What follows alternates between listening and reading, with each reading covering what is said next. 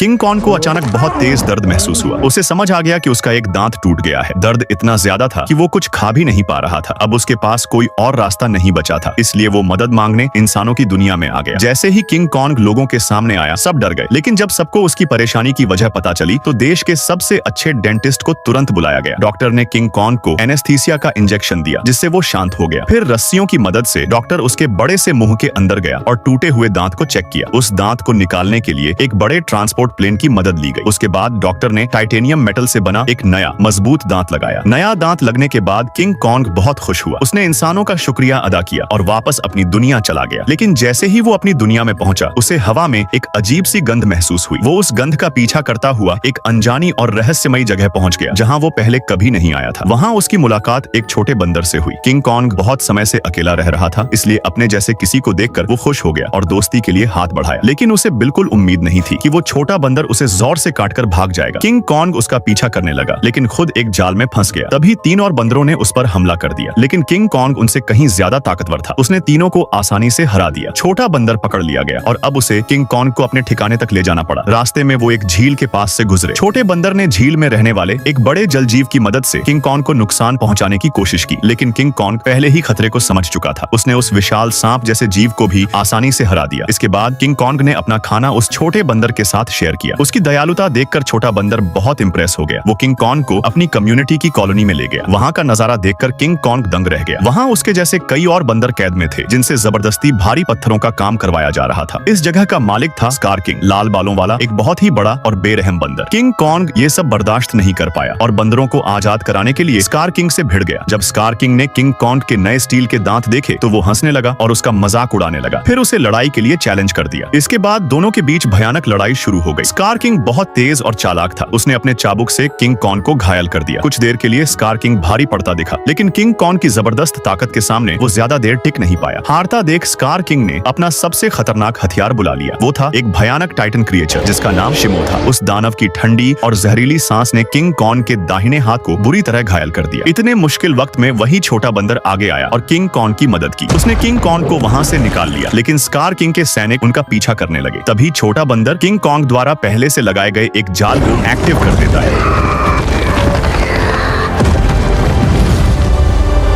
और दोनों अपनी जान बचाकर भाग निकलते हैं। अब बुरी तरह घायल किंग कॉन्ग छोटे बंदर की मदद से एक बार फिर इंसानों के पास पहुंचता है। इंसान फिर से उसकी मदद के लिए आगे आते हैं। वो किंग कॉन्ग को नया हाथ तो नहीं दे पाते, लेकिन एक खास मशीन की मदद से उसके हाथ को पहले से भी ज्यादा ताकतवर बना देते हैं। इस तरह इंसान एक बार फिर किंग कॉन्ग की मदद करके अपना फर्ज निभाते हैं।